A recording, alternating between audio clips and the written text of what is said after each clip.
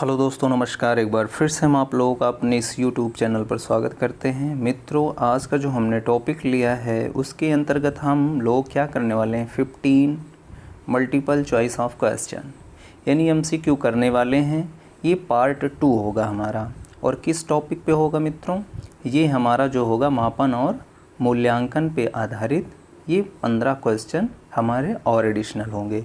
तो 1 बाय 1 हम पार्ट्स जो है आपको MCQ प्रोवाइड करते रहेंगे, जिसके अंतर्गत आप जो है नेट, JRF और टेट सीटेट की अच्छी प्रिपरेशन आप MCQ के अंतर्गत कर सकें। ठीक है मित्रों, तो उसी को दृष्टिकोण में रखते हुए यह वीडियोस लाए जा रहे हैं।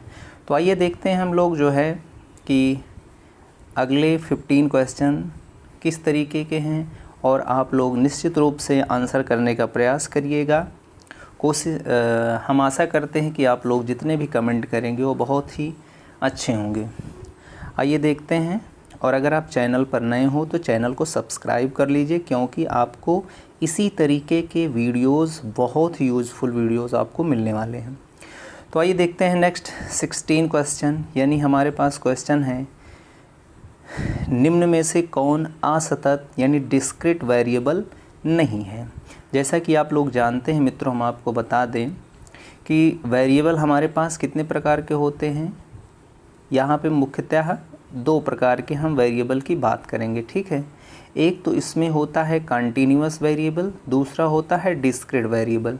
तो उसमें पूछा गया है कौन सा वेरिएबल जो है असतत चर नहीं है यानी डिस्क्रीट वेरिएबल नहीं है।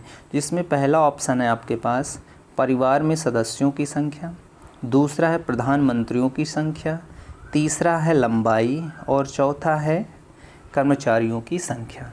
तो आपको हम बता दें, जो डिस्क्रीट वेरिएबल होता है, डिस्क्रीट वेरिएबल में हम लोग एक एब्सोल्यूट मान की बात करते हैं। जैसे 2 हो गया, 4 हो गया, 5 हो गया, 6 हो गया, यानी जिसका हम परफेक्ट वैल्यू हम बता पाएँ वो वैल्यू या वैसे चर हमारे असतत या डिस्क्रीट वेरिएबल कहलाते हैं।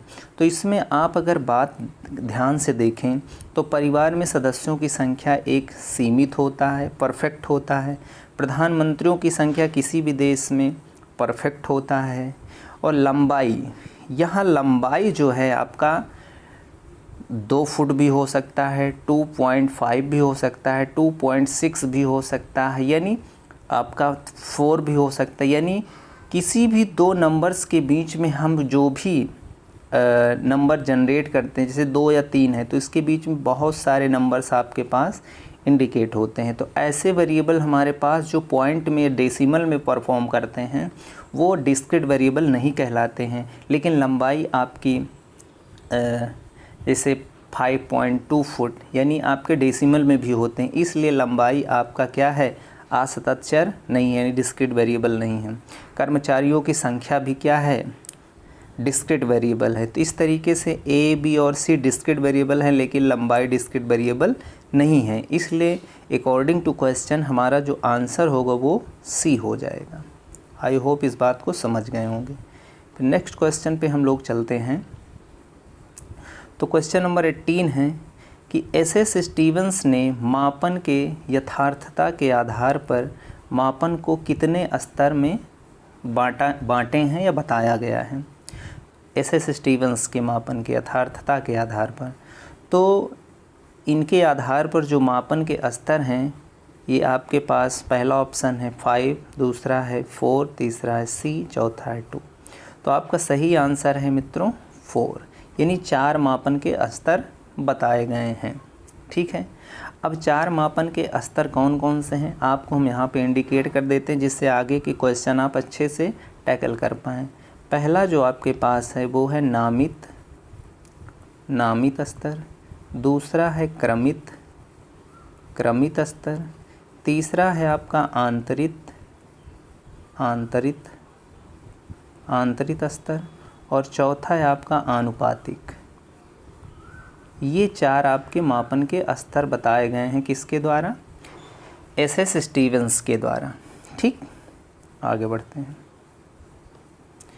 अगला क्वेश्चन है 19, निम्नलिखित में से कौन से मापन का स्तर नहीं है।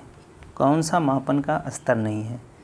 पहला ऑप्शन है नामित स्तर, दूसरा है क्रमित स्तर, तीसरा है आंतरिक स्तर, चौथा इनमें से कोई नहीं। तो जैसा कि आपने पिछले क्वेश्चन में देखा होगा तो हमने सबका नाम लिख दिया है। तो इसमें जो है नामित यानी नॉमिनल लेवल भी है, ऑर्डिनल लेवल भी है और इंटरवल लेवल भी। ये तीनों आपके जो है मापन के स्तर होते हैं। इनमें से कोई नहीं, डी ऑप्शन यहाँ पे करेक्ट हो जाता है। फिर आगे बढ़ते हैं हम लोग। तो क्वेश्चन नंबर 20 है, किसी व्यक्तियों अथवा घटनाओं को किसी गुण या विशेषताओं के आधार पर कोई नाम, शब्द, अंक या संकेत प्रदान किया जाता है तो इस मापन के स्तर को क्या कहा जाता है? आप ध्यान से देखिए क्वेश्चन को और उसके आधार पर आप आंसर देने का प्रयास करिए। अब कह रहा है किसी व्यक्ति अथवा घटनाओं को किसी गुण या विशेषताओं के आधार पर कोई नाम, ये देखिए कोई नाम दे दिया जाए, शब्द दे दिया जाए, अंक दे दिया जाए या संकेत दे दिया जाए। तो ये मित्रों आपका ना तो क्रमित है ना ही आनुपातिक है। तो यानी आपके पास ये बी वाला ऑप्शन सही हो जाएगा, नामित स्तर। ठीक है, नामित स्तर में क्या होता है, हम कोई नाम या संकेत या शब्द ही प्रदान करते हैं। अगला क्वेश्चन हमारे पास है 21, नामित मापन यानी नॉमिनल लेवल या नॉमिनल मेजरमेंट एक प्रकार का होता है। पहला ऑप्शन है प्रयोगात्मक मापन होता है, दूसरा गुणात्मक मापन होता है या मात्रात्मक मापन होता है या इनमें से कोई नहीं। तो नामित मापन यानी नॉमिनल लेवल या नॉमिनल मेजरमेंट सदैव गुणात्मक मापन होता है, इसलिए बी आपका ऑप्शन सही है। अगले क्वेश्चन चलते हैं। तो 22 क्वेश्चन है कि नामित मापन यानी नॉमिनल मेजरमेंट में कौन सी प्रक्रिया संभव नहीं होती है? बहुत इम्पोर्टेंट है, कई बार क्वेश्चन पूछा गया है। तो पहला ऑप्शन है नाम प्रदान करना, दूसरा ऑप्शन है समूहों के गुणों को बताना, तीसरा ऑप्शन है गणितीय संक्रियाएं, चौथा है संबंध बताना। अब जैसा कि आप लोग जानते हैं नामित स्तर में क्या होता है कि हम किसी भी वस्तु या गुण को हम एक नाम दे सकते हैं, अंक दे सकते हैं, चिन्ह प्रदान कर सकते हैं। ठीक है, समूहों, तो इसलिए आपका पहला ऑप्शन तो संभव है, दूसरा भी संभव है, समूहों के गुण के बारे में बताना, और किसी समूहों के संबंध भी बताया जा सकता है। इसमें गणितीय संक्रियाएं संभव नहीं हो पाती, इसलिए मित्रों आपका ऑप्शन सी सही है, गणितीय संक्रियाएं संभव नहीं है नॉमिनल मेजरमेंट में। फिर नेक्स्ट क्वेश्चन है आपके पास, ऐसा मापन जो गुणों की मात्रा के आकार पर आधारित होता है जिस कारण विभिन्न श्रेणियों या उपसमूहों में एक निश्चित क्रम होता है कहलाता है। अब ध्यान से मित्रों क्वेश्चन को देख लीजिए, उसके आधार पर आप आंसर करने का प्रयास करिए। यानी ऐसा मापन जो गुणों की मात्रा के आकार पर आधारित होता है जिस कारण विभिन्न श्रेणियों, यहाँ ध्यान रखना है, श्रेणियों या उपसमूहों में एक निश्चित क्रम, ऑर्डर होता है, तो वो क्या कहलाता है? पहला ऑप्शन है नामित मापन कहलाता है कि क्रमित मापन कहलाता है या आनुपातिक मापन कहलाता है या आंतरिक मापन कहलाता है। जिसमें क्रम या श्रेणियों समूहों के अंतर्गत व्यवस्थित किए जाते हैं माप को, वो मित्रों क्रमित मापन के अंतर्गत आता है, इसलिए ऑप्शन आपका बी करेक्ट है। फिर नेक्स्ट हम लोग आगे बढ़ते हैं, 24 क्वेश्चन पे आ जाते हैं हम लोग। तो यहाँ पे हमारे पास क्वेश्चन है, ध्यान से पढ़िएगा, ऐसा मापन जो वर्गों को कोई नाम या प्रतीक प्रदान करते हैं। ठीक है, जैसे योग्यता के आधार पर, श्रेष्ठ, औसत, कमज़ोर आदि। एक ये उदाहरण भी दिया गया है। तो ये जो मापन है वो क्या कहलाता है? क्रमित मापन आता है या नामित मापन कहलाता है या आनुपातिक मापन कहलाता है या नानावधीश कहलाता है? अब देखो, ऐसा मापन जो वर्गों को कोई नाम या प्रतीक प्रदान करते हैं, जैसे योग्यता के आधार पे कि वह व्यक्ति बहुत श्रेष्ठ है, फला आदमी श्रेष्ठ है, उसके बाद ये आदमी औसत है, फिर उसके बाद कुछ आदमी कमज़ोर है। तो इसमें क्या है, एक श्रेणीबद्धता है, श्रृंखला इसमें दिखाई दे रहा है। तो इसमें एक क्रम आपको लगता है, तो इसका जो ऑप्शन होगा मित्रों ए होगा, यानी क्रमित मापन के अंतर्गत ये आता है। ठीक, फिर आगे बढ़ते हैं हम लोग। 25 क्वेश्चन है, किस मापन में गणितीय संक्रियाएं संभव नहीं है? पहला ऑप्शन है भौतिक मापन में, दूसरा है क्रमित मापन में, तीसरा है प्रायोगिक मापन में, चौथा है आनुपातिक मापन में। अब इसके अंतर्गत आपको बताना है किस में गणितीय, देखिए भौतिक मापन में तो गणितीय संक्रियाएं संभव हैं, चूँकि आप लंबाई, चौड़ाई, ऊंचाई की बात करते हैं तो उसमें गणितीय जोड़, घटाना, गुणा, भाग संभव है। प्रायोगिक मापन में आप कोई भी प्रयोग कर रहे हैं, उसमें कितना मटेरियल लगना है, कितना नहीं लगना है, ये सब भी जोड़ो, घटाओ, गुणा कर सकते हैं। आनुपातिक मापन में भी गणितीय संक्रियाएं संभव, यानी से क्रमित मापन में आपका जो है गणितीय संक्रियाएं संभव नहीं है, इसलिए आपका ऑप्शन बी करेक्ट हो जाता है। फिर हमारा जो है 26 क्वेश्चन है, ऐसा मापन जो गुणों की मात्रा पर आधारित होता है। गुणों की मात्रा का इस प्रकार श्रेणीबद्ध किया जाता है कि प्रत्येक उपश्रेणी में अंतर समान रहता है, कहलाता है। पहला ऑप्शन क्रमित मापन, या दूसरा अनुपातिक मापन, या तीसरा नामित मापन, या चौथा आंतरिक मापन। अब इसमें कहता है श्रेणियों, उप श्रेणियों के बीच में अंतर समान रहता है, तो यहाँ से आप क्वेश्चन को पकड़िए। तो यहाँ पे अंतराल मापन या इंटरवल मेजरमेंट होता है, इसलिए आपका चौथा ऑप्शन यहाँ पे करेक्ट हो जाएगा। फिर मेरे पास 27 क्वेश्चन है कि शैक्षिक, सामाजिक तथा मनोवैज्ञानिक चरों का मापन निम्न में से किया जाता है। किसके द्वारा किया जाता है?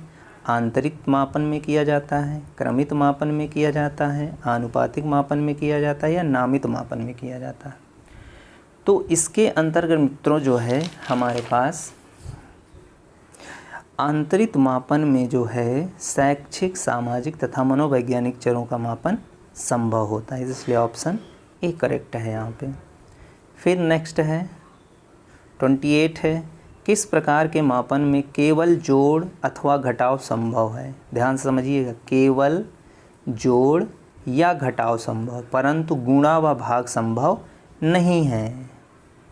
तो ये मित्रों होता है आपका ऑप्शन बी, यानी आंतरिक मापन में, इंटरवल मेजरमेंट में आपका जोड़ घटाव तो संभव है लेकिन गुणा भाग संभव है। आपको एक बात और हम यहाँ बता दें कि जो पहला है नामित मापन और दूसरा है क्रमित, ठीक है, इन दोनों में तो गणितीय संक्रियाएं संभव ही नहीं है, ये एकदम याद रखना आप लोग मित्रों, ये कई बार क्वेश्चन पूछा गया। नामित मापन और क्रमित मापन दोनों गुणात्मक मान हैं, इसके अंतर्गत गणितीय संक्रियाएं संभव नहीं हैं। और जो तीसरा आता है आंतरिक मापन, इसके अंतर्गत केवल और केवल जोड़ और घटाव संभव हैं, लेकिन उसमें भी गुणा और भाग संभव नहीं होते हैं, ठीक है। फिर हमारे पास 29 क्वेश्चन है कि मापन की ग्रेडिंग प्रणाली निम्न में से किस प्रकार से संबंधित है? यानी किस मापन से संबंधित है कहने का मतलब है, क्रमित मापन से, भौतिक मापन से, आंतरिक मापन से, नन। तो इसमें जो ग्रेडिंग प्रणाली है ये आपका आंतरिक मापन से संबंधित है। भौतिक तो आपके पास सब कुछ वही गुणा भाग जोड़ घटाना से संबंधित है। क्रमित मापन केवल नाम क्रम से संबंधित होता था। जो ग्रेडिंग प्रणाली आता है जिसमें इंटरवल फॉर्म होते हैं, जैसे 10 से 20, 20 से 40, 40 से 60, इस तरीके के जो इंटरवल जनरेट होते हैं वो सब आंतरिक मापन में आते हैं, इंटरवल मेजरमेंट के अंतर्गत आते हैं। तो इसलिए जो ग्रेडिंग प्रणाली होती है वो आंतरिक मूल्य मापन के अंतर्गत होता है, तो इसलिए सी ऑप्शन इसका करेक्ट है। तो जो हमारे पास आज का लास्ट क्वेश्चन है वह मापन जिसमें आंतरिक मापन के लक्षणों के साथ परम शून्य, ये ध्यान रखना, अब्सोल्यूट ज़ीरो भी इसको बोला जाता है, अब्सोल्यूट ज़ीरो, ठीक है, जिसके अंतर्गत होते भी निहित होते हैं वह कहलाता है नामित मापन, आनुपातिक मापन, क्रमित मापन या आंतरिक मापन। तो इसका जो बेसिक आंसर है आपका बी ऑप्शन करेक्ट होता है, यानी आनुपातिक मापन यहाँ पे संभव होता है, इसके अंतर्गत परम शून्य आते हैं। आपको एक चीज़ यहाँ पे और बता दें कि आनुपातिक मापन के अंतर्गत ये सारे निहित होते हैं, यानी आपको हम बता दें यहाँ पे कि इसको एक सीक्वेंस याद कर लेना है। सबसे बड़ा डिब्बा आनुपातिक का होता है, फिर उसके अंतर्गत जो है आंतरित होता है, ये आंतरित होता है, फिर इसके अंतर्गत क्रमित होता है, फिर उसके अंदर नामित होता है। तो ये एक सिस्टम चलता है। तो ये रहे आपके 15 मल्टीपल चॉइस क्वेश्चन। फिर हम लोग नेक्स्ट वीडियो में 15 मल्टीपल चॉइस क्वेश्चन लाएंगे। और वीडियो अच्छा लगा हो तो लाइक, शेयर और सब्सक्राइब कर लीजिए। जय हिंद।